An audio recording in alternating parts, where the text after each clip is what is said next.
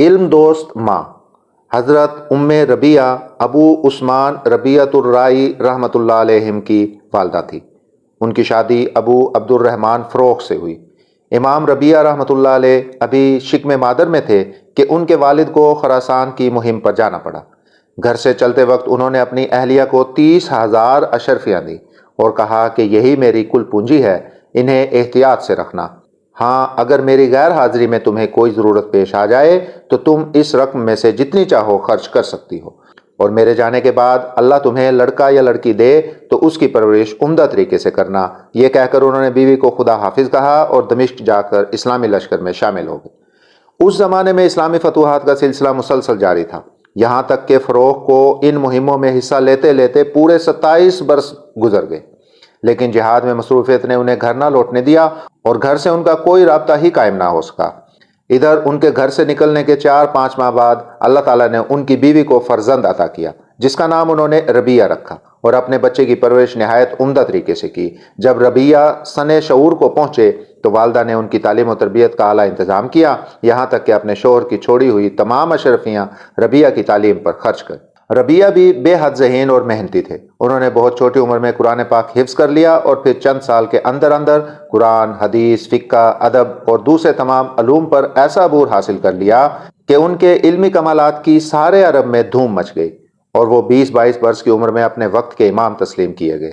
لوگ اب نوجوان ربیہ کو امام ربیعۃ الرائی کہتے تھے۔ امام ربیہ رحمۃ اللہ علیہ کا یہ معمول تھا کہ روزانہ مسجد نبوی صلی اللہ علیہ وآلہ وسلم میں بیٹھ کر لوگوں کو باقاعدگی سے درس دیتے تھے، اور طلباء دور دور سے آ کر ان کے حلقہ درس میں شامل ہوتے تھے۔ ان طلباء میں سے کئی بعد میں خود اپنے وقت کے امام بنے۔ حضرت امام مالک، امام سفیان ثوری، امام اوزاعی رحمۃ اللہ علیہم اور کئی دوسرے مشاہیر وقت امام ربیہ رحمۃ اللہ علیہ ہی کے شاگرد تھے۔ 27 برس کے بعد فروخ کو جہاد سے فرصت ملی تو انہوں نے سیدھا وطن کا رخ کیا۔ کئی دن کے سفر کے بعد وہ مدینے میں اس شان سے داخل ہوئے کہ گھوڑے پر سوار تھے، کمر تلوار سے بندھی ہوئی تھی اور ایک لمبا نیزہ ہاتھ میں تھا۔ انہوں نے اپنے گھر کے دروازے پر پہنچ کر نیزے کی انی سے دروازہ کھٹکھٹایا۔ امام ربیہ رحمۃ اللہ علیہ دروازہ کھول کر باہر نکلے۔ باپ بیٹا ایک دوسرے سے ناواقف تھے۔ فروخ بے تکلفی سے اندر جانے لگے تو امام ربیہ رحمۃ اللہ علیہ نے انہیں ٹوکا، اے شخص، تو میرے گھر میں بلا اجازت کیوں داخل ہو رہا ہے؟ فروخ نے برہم ہو کر کہا، او دشمن خدا، یہ میرا اپنا گھر ہے، تو اس میں کیوں گھسا ہوا ہے؟ امام ربیہ رحمۃ اللہ علیہ نے بھی بڑا تلخ جواب دیا۔ اس طرح بات بڑھ گئی اور دونوں کی آوازیں بلند ہو گئی۔ شور و غل سن کر ہمسائے جمع ہو گئے۔ ربیہ فروخ سے کہہ رہے تھے کہ خدا کی قسم میں تجھے حاکم وقت کے پاس لے جائے بغیر نہ چھوڑوں گا، اور فروخ کی زبان پر بھی اسی قسم کے الفاظ تھے۔ اس وقت فروخ نے اپنا تعارف کرایا اور کہا کہ میرا نام عبد الرحمن فروخ ہے اور یہ میرا اپنا گھر ہے۔ 27 برس کے بعد میدان جنگ سے واپس آیا ہوں تو آپ میں سے کوئی مجھے پہچانتا ہی نہیں۔ فروخ کی آواز سن کر ان کی بیوی نے کواڑوں کے پیچھے سے جھانکا تو فوراً شوہر کو پہچان گئی۔ امام ربیہ اور فروخ دونوں کو اندر بلا بھیجا اور پھر امام ربیہ کو بتایا کہ یہ تمہارے والد ہیں۔ ساتھ ہی فروخ سے کہا کہ یہ نوجوان آپ کا فرزند ہے جو آپ کے جانے کے چند ماہ بعد پیدا ہوا تھا، اور اب دونوں باپ بیٹے گلے مل کر خوب روئے۔ کھانا کھانے اور آرام کرنے کے بعد فروخ نے بیوی سے اپنی بچائی ہوئی رقم 30,000 اشرفیوں کے بارے میں پوچھا۔ بیوی نے کہا، آپ اطمینان رکھیے، ساری رقم محفوظ ہے۔ اتنے میں نماز اور درس کا وقت ہو گیا۔ امام ربیہ اذان سنتے ہی مسجد نبوی صلی اللہ علیہ وآلہ وسلم میں چلے گئے۔ تھوڑی دیر کے بعد بیوی نے شوہر سے کہا، آپ بھی مسجد نبوی میں جا کر نماز پڑھائیے۔ نماز کے بعد دیکھا کہ لوگوں کے درمیان ایک صاحب بڑی شان اور وقار کے ساتھ بیٹھے ہوئے ہیں۔ تمام لوگ بڑے ادب اور احترام سے سر جھکائے ہوئے ہیں اور وہ صاحب ان کے سامنے درس دے رہے ہیں۔ یہ درس دینے والے صاحب امام ربیہ تھے۔ چونکہ انہوں نے سر پر اونچی ٹوپی پہن رکھی تھی اس لیے فروخ انہیں دور سے پہچان نہ سکے۔ کسی سے پوچھا، یہ بزرگ کون ہے؟ اس نے حیران ہو کر کہا، آپ ان کو نہیں پہچانتے؟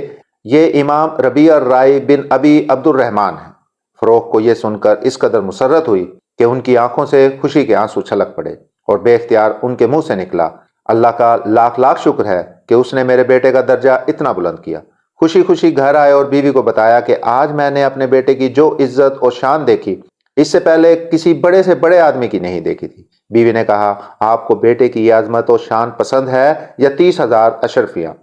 فروخ نے جواب دیا، خدا کی قسم 30,000 اشرفیاں اس مرتبے اور شان کے سامنے کچھ حقیقت نہیں رکھتی۔ بیوی نے کہا، تو پھر سن لیں کہ میں نے یہ تمام رقم اس کی تعلیم پر خرچ کر دی۔ فروخ نے بے ساختہ جواب دیا، خدا کی قسم ان اشرفیوں کا اس سے بہتر استعمال اور کوئی نہیں ہو سکتا تھا۔ تم نے بہت خوب کیا کہ ان اشرفیوں کو ٹھکانے لگا کر میرے بیٹے کو ایک ایسے خزانے کا مالک بنا دیا۔ امام ربیعہ الرائی کا شمار ائمہ تابعین میں ہوتا ہے۔ علم و فضل کے اعتبار سے ان کا مقام اتنا بلند تھا کہ نہ صرف اس دور کے سرآمد روزگار علماء و فقہا بلکہ فرما روایان وقت بھی ان کے سامنے سر عقیدت جھکاتے تھے، اور یہ مرتبہ ان کو اپنی دور اندیش اور علم دوست ماں کی بدولت حاصل ہوا، جنہوں نے اپنے بچے کی اعلیٰ تعلیم و تربیت کے لیے مال و دولت کی کچھ پرواہ نہ کی۔